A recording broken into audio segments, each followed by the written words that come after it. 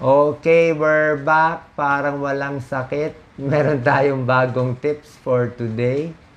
Natapos ko na yung third chemo ko. Medyo 2 days after, medyo naka-recover na. Anyway, marami po ako natututunan dito sa sakit ko.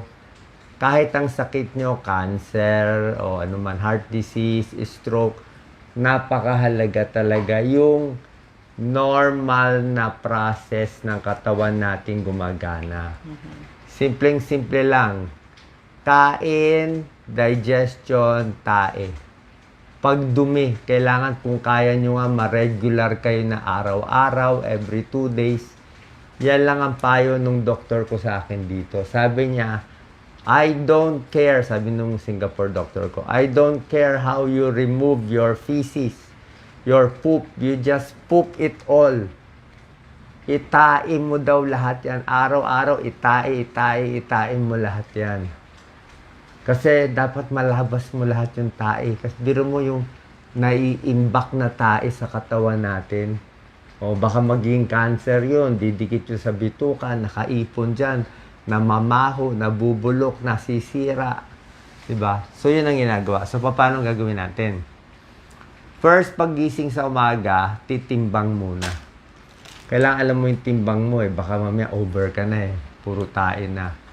Or pwede ring manas. Kung manas pa mo, tubig din yun. So, ginagawa ko, para makadumi, ito Doc Lisa, ito ba lulutuin natin? Maraming spinach. Gano'ng karami ba dapat?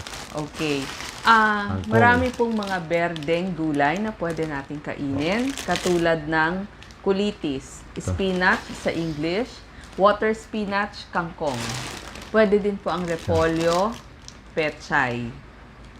So, ito yung mga fiber na mga gulay. Marami dapat. Hindi pwede yung pakonti-konti. Siguro 2 tasa talaga. Pagluto na, ang kailangan nyo po 1 tasa.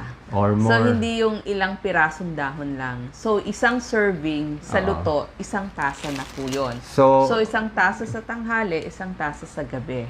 So, yan. Yung dumi ko kasi noong una, tigas talaga. Chemotherapy kasi pinapatigas ang dumi. Parang bato. Grabe. Parang nanganganak ako every time. Sugat-sugat ang puwet ko. Dugo-dugo. Talaga ang hirap. Ang hirap talagang magto-thrombose pa yung almoranas mo. So, talagang marami nito. Hindi lang yan. Yung kanin ko, pinalitan ko ng Mais. corn. Mas marami siyang fiber. Mas nakakadumi. Yes. Para makadumi, Nilagang dumi. mais, yun po yung ipalit ninyo sa inyong Okay. kanin. Or yung kanin, pwedeng lagyan ng mais. Pwede rin ho yun. Sa Korea, ganun ang gawa nila. Lalo na sa mga students.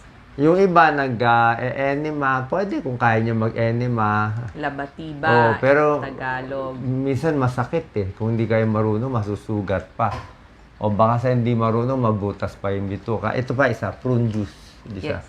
So, marami Any pong brands ng prune juice sa ating supermarket. Prune. Lahat po ng supermarket. Masarap po ito, lasang grapes. Kasi ang prune, pasas, kapatid ng grapes. Okay? So, yun po ang prune juice. Ang pag-inom ho ng prune juice, kalahating baso, everyday. So, hindi kung kailan lang kayo nagtitibi, doon lang iinom ng prune juice. Mas maganda po, gabi-gabi or kada tanghali, pwede nyo gawin half glass ng kung pure na prune juice. Pwede rin ho ito sa mga bata kasi usually ang mga babies, ang mga toddler, yung mga 2-year-old to 6 years old, laging matigas din ang dumi niyan. So, painumin nyo sila, sabihin nyo grape juice yon. Sa bata, pwede rin pear juice Pear ang nakita ko. Pero ito kasi, depende sa'yo. Kung malambot na ang dumi mo, baka hindi mo na kailangan, gulay na lang.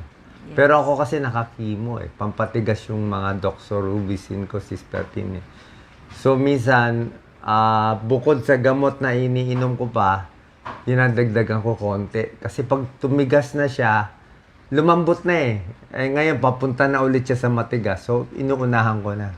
Yes, pagdating naman po sa mga prutas, wala paabot ng ating dragon fruit dyan.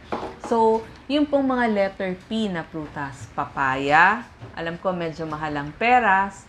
So, yun po yung Pears. mga pwede natin.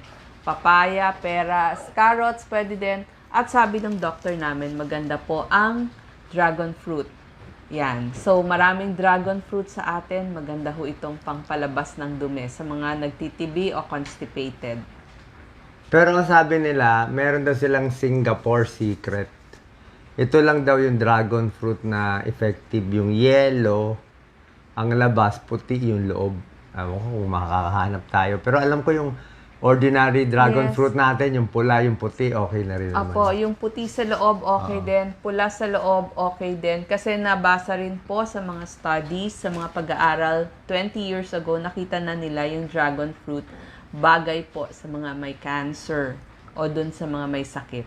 So, piliin nyo lang na hanggang lumambot yung dumi, yung tamang-tamang balambot na lumalabas. Diba, wag lang yung matigas na naiimbak. Kasi pag nalabas mo yan, napakaganda. Ito yung binibigay ng mga doctors, pampalambot. Lactulose. Lactulose. Ang generic po. Wala kami na-endorse, pero syempre, hirap naman mag-explain eh.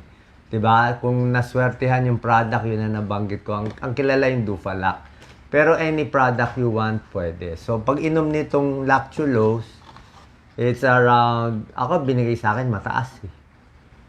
15 ml, isang kutsara, 3 times a day. Nung una. Adults po Adult, yun. eh. Pero ito po, pwede rin to sa Pambata. mga bata. Oh, nakasulat naman eh, kung 1 teaspoon, kung ano man. Okay, binibigyan. So, ito din po, everyday iniinom. Iniinom ko. Hindi kung kailan lamang kayo nagtitibe o constipated. So, pag ganun, hirap na ho kayo nun eh. So, para hindi na tayo dumating sa sobrang tigas na pagdumi, maganda na prevent natin. So, ang prevention para sa constipation, ito pong lahat na sinabi natin.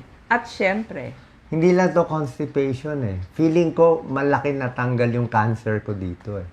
Kasi nga yung bukol kong cancer na malaki, na nandito siya, naiipit niya yung bituka ko eh. Malaki siya, di ba? 16, 13 centimeter. Naipit niya yung bituka ko, hindi makagalaw. Kaya lahat ng dumi ko naiimbak. Kaya nga paglabas ng dumi ko, naku, sa mga may cancer patients, kapwa ko, iba yung amoy. Parang amoy cancer ang lumalabas eh. Kaya sabi talaga, ilabas mo lahat yan. Tsaka mula nung nalalabas ko na yung dumi ko, nawala na yung mga paninilaw ko. Gumanda na yung kulay. Kasi nalabas nga yung basura sa bahay. Sa bahay ng katawan natin. So, yan din yan. Okay? Siyempre, kailangan advice ng doktor nyo. Depende sa cancer nyo. General advice lang to. Tapos sa ihi, ganun din. Okay na tayo sa tae, di ba? Yung tubig kasi, water, depende sa pinaka-important. Hindi rin eh. And I will explain.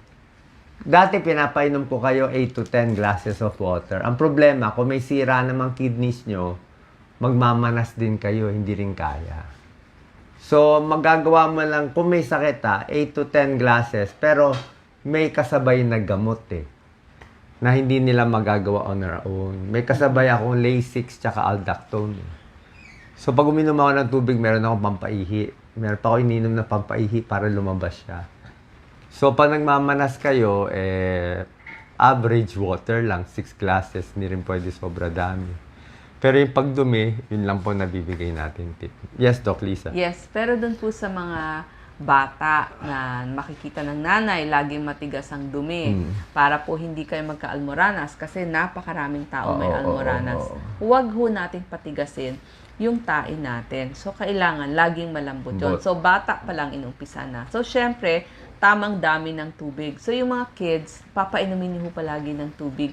Tsaka yung mga normal people, yung mga nagtatrabaho, yung mga 20s, 30s, 40s, na pag nasa trabaho at opisina, nakakalimutan na nilang uminom ng tubig. So, dapat iinom tayo ng sapat na tubig para hindi na tumigas yung ating dumi at makaihi tayo palagi. Kaya sasabihin mo, Doc, last na lang, kung ano nangyari sa'yo. Diba, kinuwento ko sa inyo na nasobrahan ako ng 22 pounds of water or tae, napuno ako ng katawan ko. Kasi nga, palaki na yung bukol, paipit ng paipit, pakonti na lang pakonti ang nadudumi ko, pati ihi ko na pakonti, naipon na naipon eh. Diba? Sa ordinary tao, ihi, dumi, maganda. Kaya kung may sakit kayo, matanda na, dapat regular talaga yung pagdumi. Gawan nyo ng paraan. I think, maginhawa, mas maliit ang tiyan, kahit may sakit kayo, mas hahaba ang buhay. Okay? Practical tips Oh, parang sino ba may sakit dyan? Ewan ko sino Yes, may... kasama fatty liver kasi may nagtanong. Oo, kasama Ito fatty din liver. ang diet ng fatty liver. Pang may jaundice, pag ganyan, wala nang masama, dumi to eh. So, kailangan gawin nyo regular na mas malambot. Huwag naman nagtatae. Siguro once or twice a day maganda para at least malinis. Tapos, minsan nagpo-potassium tablet ako kasi baka bumagsak ang potassium kakadumi, kakaihi din eh, 'di ba? Ayaw natin low potassium. Kaya pwede ka rin magprutas, pero minsan potassium tablet eh. Oh, no choice tayo eh. Okay, so yun lang po, konting tips. Sana nakatulong to. Doc Lisa, final words? Yes. So, sa mga nanay na nag-aalaga ng mga anak, saka sa kanilang mga asawa, iwas sa pagtitibi. Kailangan laging maganda yung pagdumi natin para hindi tayo magka-almoranas. Ito rin po ang gamot sa almoranas. Kasi lalabas ang almoranas kapag sobrang tigas ang tae natin. So, para maiwasan yon pati sa mga buntis, wag ho tayong masakit ho kasi almoranas, nasusugat yung puwet natin, dumudugo. So, iwasan na natin na dumugo pa yung puwet natin. So, maganda, pinalambot na natin yung dumi natin. Tsaka sa pagdumi, may technique ako, yung dahan-dahan lang yung labas. Huwag yung matigas na matigas, ipipilit mo na isang bagsak. Huwag niyo subukan gano'n, kaya matigas siya. Yung pipilit mo, i-ire, bahala na anong mangyari, mawawarak eh. Kung ito yung mawawarak siya. Hayaan mo lang siyang masakit. Hayaan mo siyang dahan-dahan magpunit. Dahan-dahan lang. Tapos minsan relax mo muna, pahinga ka. Unti-unti lang. Unti-unti lang. Di bali siya mapunit, pero unti-unti lang. Para maliit lang yung hiwa. Kasi pag binigla mo, dati nagalit na ako nun eh. Pag binigla mo, dudugo kasi talaga. Bubuhos ang dugo. Delikado. Baka mapunit yung muscle. So, konting tiis, parang nanganganak din. Unti-unti, pag lumambot na ang dumi, medyo luluwag na yung konti. Okay? Sana po nakatulong. God bless po. Thank you, thank you. God bless you. Sino daw may sakit? Ano lang to? Style lang to. Walang buhok. Diba?